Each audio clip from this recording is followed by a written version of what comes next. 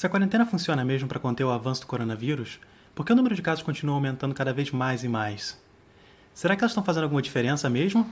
Ou será que a gente está sacrificando a economia à toa?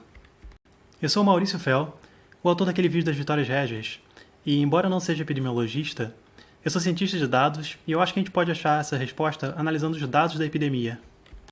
No último vídeo, 25 dias atrás, eu disse assim: mas eu sei que o início de toda epidemia se inicia exponencialmente. Diferente do caso da Vitórias Régias, a gente pode frear essa curva com medidas de mitigação, como lavar as mãos, distanciamento social e quarentena. Mas será que no Brasil a curva de casos continua subindo exponencialmente? Ou será que a gente conseguiu frear isso? Para verificar isso, primeiro a gente precisa entender o que é uma escala logarítmica. Esse gráfico aqui tem uma escala linear, significa que os números aumentam progressivamente, 25, 50, 75, 100. Numa escala logarítmica, os dados são os mesmos, o que muda é apenas a escala. Aqui, os números aumentam exponencialmente em potência de 10. 1, 10, 100, 1000, 10.000 e assim por diante. E você pode verificar que os dados são os mesmos. Então, 25 de fevereiro foi o primeiro caso, até dia 29 de abril com 79 mil. Na escala logarítmica, a mesma coisa. A grande utilidade dessa escala é que uma curva exponencial aqui seria visualizada como uma reta.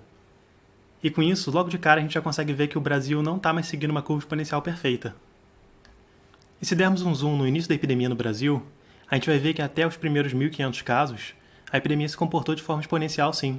Se a gente pôr em escala logarítmica agora, a gente vai ver que ele segue bem próximo a uma reta perfeita. E agora, se tirarmos o zoom e observarmos o gráfico completo, a gente pode observar que, em determinado momento, ela parou de seguir a curva exponencial representada por essa linha tracejada, e ela freou aqui e começou a seguir uma outra tendência, uma outra linha. E depois de determinado momento, ela freou mais ainda e passou a seguir uma linha ainda menos íngreme.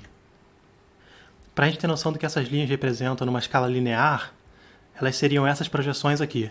Então, no início, a curva estava seguindo essa projeção, ela parou e começou a seguir essa, e depois parou e começou a seguir essa verde. E isso é uma ótima notícia. Significa que, embora os casos ainda venham crescendo, eles não estão mais seguindo a mesma trajetória exponencial que estava antes. Em algum momento ele começou a desacelerar. Isso certamente foi devido às diferentes medidas de contenção que diversos estados aplicaram. No entanto, é bem difícil visualizar o resultado dessas medidas num gráfico, porque cada estado aplicou sua medida em um dia diferente. No entanto, teve uma medida que foi bastante relevante, e quando São Paulo tinha 40% dos casos do Brasil todo, ele iniciou a quarentena nesse dia aqui, dia 23 de março. E no gráfico é bem fácil de visualizar que foi também nesse dia que o número de casos no Brasil parou de seguir a projeção exponencial azul e começou a seguir essa projeção exponencial vermelha. E se isso tivesse acontecido ao acaso? Será ao menos plausível que, sem a quarentena de São Paulo implementada nesse dia, o número de casos do Brasil continuaria seguindo a linha tracejada azul? Certamente seria uma grande tragédia, mas será que dá para verificar isso? Bem, na ciência, quando a gente quer testar uma hipótese, a gente põe ela à prova. E para isso, eu fui atrás de um país cujo início da epidemia, os primeiros casos, seguiram uma linha bem semelhante à do Brasil, mas diferente de nós, eles não implementaram quarentena nenhuma durante toda essa linha tracejada. O que será que aconteceu? Bem, esse país é os Estados Unidos. Ele está representado nesse gráfico pela linha roxa. E observe como dos 100 casos até os 1.600, ele seguiu uma linha bem próxima à nossa linha pontilhada azul. E, depois da nossa implementação da quarentena, eles não implementaram nenhuma medida de contenção. E o número de casos deles continuou subindo, bem próximo à linha azul. Isso seria uma ótima maneira de representar o que teria acontecido com o Brasil se nenhuma medida de contenção tivesse sido implementada, assim como foi nos Estados Unidos. E se diminuirmos a escala, podemos ver que, quando a gente aqui só tem 79 mil casos, os Estados Unidos, no mesmo ponto, tinha 735 mil. Se, nesse ponto aqui, o sistema de saúde de várias capitais do Brasil já estão saturando, imagina se tivesse 735 mil casos. Agora, voltando para o nosso gráfico em escala logarítmica. No 22 de março, o estado de Nova York, que assim como São Paulo era o estado com o maior número de infectados no país, emitiu a ordem de que, a partir desse dia, todos os trabalhadores não essenciais deveriam fazer home office e trabalhar de casa. Só a partir desse momento, os Estados Unidos conseguiu se desprender da curva pontilhada azul e começou a ter uma desaceleração na sua curva exponencial.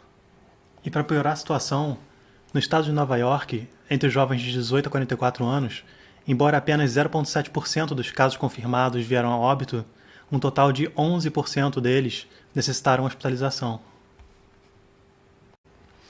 Isso é alarmante, porque o Brasil não tem essa capacidade hospitalar. Por isso, confie na ciência, não duvide da eficácia da quarentena. Pense que nessas últimas semanas você não ficou preso em casa, você ficou a salvo em casa. E adicionalmente, você também está salvando vidas.